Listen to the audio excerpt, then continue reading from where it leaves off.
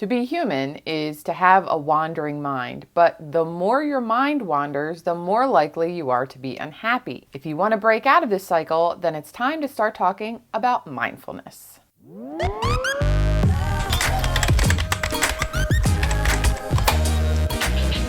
Hello and welcome back to my channel where you are what matters. Today we're going to be talking about the mind and mindfulness, what it is, what it isn't, and how you can start a practice that actually works for you. And if you like videos about stress reduction and mental well-being, now is a great time to go down and hit the subscribe button below so you don't miss a video. Our minds are amazing. Our capacity for creativity and logical thought has made us be able to cure diseases, carry a computer around in our pockets, and leave the planet.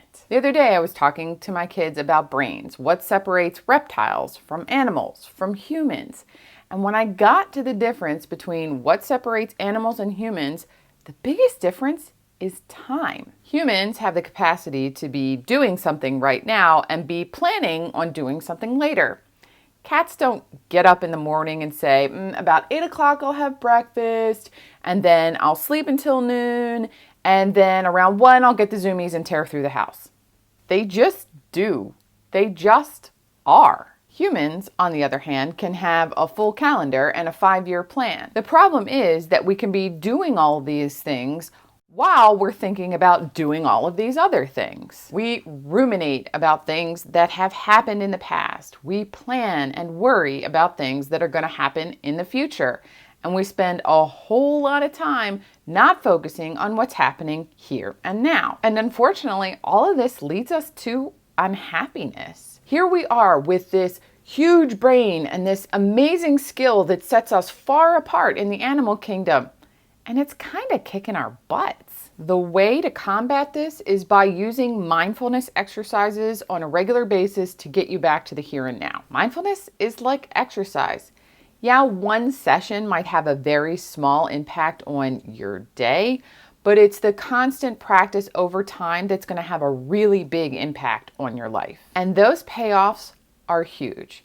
Those 10 to 15 minutes that you spend a day practicing mindfulness will pay dividends in improving your mood, upping your creativity, and boosting your productivity. That's a pretty solid payoff for something that takes less time than watching an average sitcom. So let's take a quick minute and bust some myths and get rid of some of the excuses that you might have about why a mindfulness practice won't work for you. The first one is, of course, what everyone says when they're having trouble developing a new habit that they know they should do, and that's, I don't have time. When it comes down to it, there are mindfulness practices that only take 10 or 15 minutes, and they don't even have to be consecutive 10 and 15 minutes. I'm pretty sure that if you wanted to, you could find a way to squeeze that into your hectic day. The key here, obviously, is to make it a priority. One of the best ways to create a new habit is to tack it onto an already existing habit pattern. For example, you could do it right after you get out of your shower in the morning, or while you're having your protein shake after a workout, or right after you brush your teeth at night. These are already habits that you already have, and it will make it so much easier to add to that habit pattern than it will be to try to create a habit in the middle of the day when you aren't already doing something. The great thing is that while this might be hard in the beginning to find time to squeeze it into your schedule, after you start doing it and you've got a consistent practice going, you are going to make up this time and then some with the amount of productivity that you will create later in the day. The second myth about mindfulness is that you have to meditate.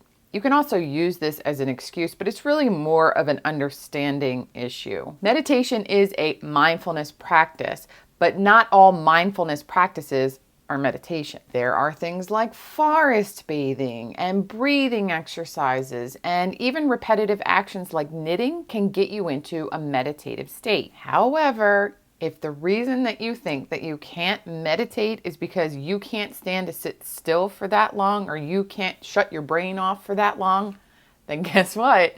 You really need to meditate. And this is coming from someone with ADHD. Literally, not sitting still is my favorite pastime. Meditation is called a practice for a reason. You are never going to perfect it.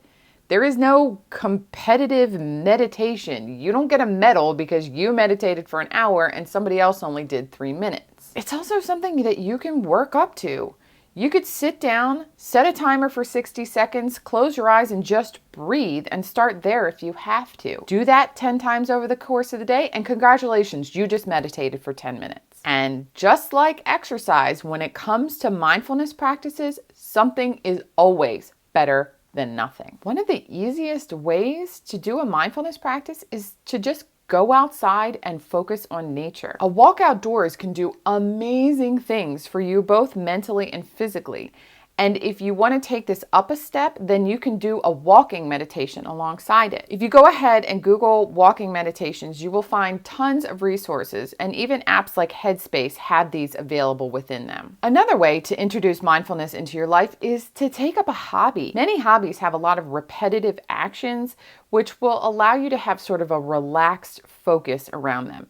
They keep your attention enough that you're paying attention to them, but your mind is able to relax and you're able to let go of a lot of the other things that have been stressing you out. Knitting, crochet, coloring, sewing, painting, playing a musical instrument, and cooking are all examples of these things that have a relaxed focus around them that keep your mind on the present. Of course, if you're just taking up a new hobby, it might take you a little while to get to the point where it's not maybe a little frustrating or taking way more focus than you thought it would. But if you're enjoying it, keep with it, because what's going to happen is you will get to the point of expertise where it does help you enter that relaxed, focused attention. Having said that, remember that the point of taking up this hobby is not to sell it on Etsy or make money off of it. The whole purpose of this hobby is for it to become a mental well-being activity. Not everything needs to be a side hustle. This last specific exercise is to just be focused on the present. Wherever your mind has wandered off to this time,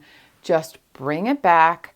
Notice your surroundings and pay attention to the here and now. If any thoughts then start coming up again that don't pertain to the here and now, acknowledge them and let them go. Just keep coming back to the present moment. And don't stress out if thoughts just keep coming up over and over that are not about the here and now. That's just what it is to have a human mind. Just acknowledge them, release them, and return to the present. If it helps, set a timer for yourself so that you don't have to stress about whether you spent too long or too little working on this mindfulness practice. 3 to 5 minutes is a great place to start. And if you can find a couple other little pockets of time throughout the day to do 3 to 5 minutes, then you will have a full mindfulness practice for yourself. And if you do this practice, guess what? You just meditated. But don't worry, you don't have to have a specific practice that you do at a specific time every day to be practicing mindfulness. Of course, as I've said, having a specific mindfulness practice will help you overall. But there are other ways to work with this human wandering mind that we have. For example, you're out to dinner with someone and they have to go use the restroom. Don't pick up your phone and start scrolling and texting. Use those 3 minutes, 5 minutes to just sit back and notice your surroundings. Look at the other people in the restaurant. Notice the smells. Taste your food. Drink your wine. Pay attention to your senses, and you will be being more mindful and more present. Another one is if you normally do something when you eat by yourself, for example, watch TV, read a book, scroll social media, don't. Pay attention to all of the textures and the tastes and the smell of your food and allow it to help you to focus right now. If you're constantly rushing around from here to there, going from task to task, start to make it a habit to pause either right after you finish or before you start a new project. Take a moment to get control of your focus, to bring yourself to what you're about to work on so that you're not worrying about something else while you're working on this. This is something that will really help you if you are a person that makes hasty decisions, who sends emails out and then regrets what you said. It will help you get control of a lot of those behaviors, and it will help you be more productive because you've brought your attention to what you're about to work on.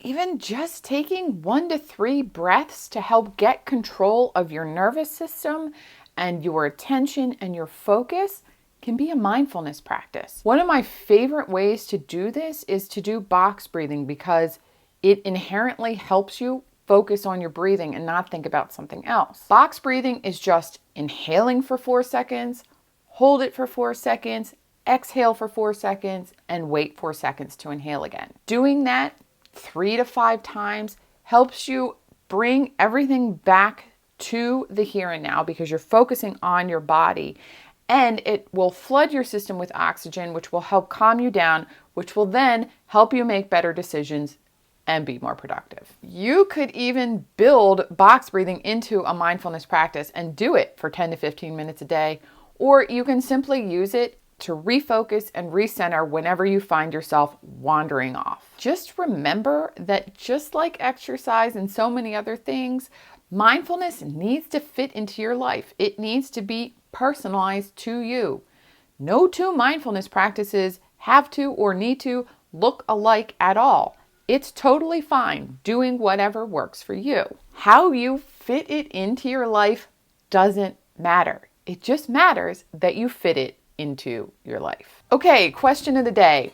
Tell me down in the comments, what is your favorite mindfulness practice? Doesn't have to be a long practice, could be just something super quick. What is your favorite mindfulness activity? Thanks for watching. I hope you enjoyed this video. If you did, go ahead down and hit the like button, and don't forget to hit the subscribe button so you don't miss a video.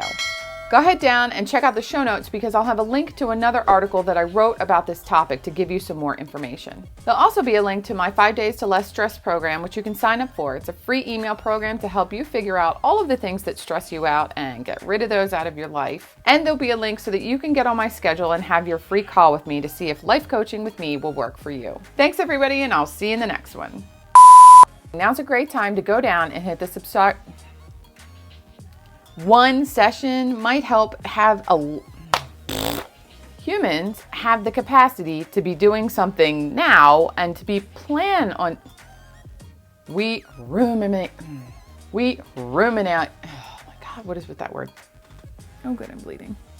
The way to combat this is by using mindful techniques on a regular basis. When it comes down to it, there are the way to combat this is by using mindfulness. Of course, what everyone says when they're having trouble developing, wandering off into the, didn't make sense. Hey, thanks for watching. I don't remember how to do an exit.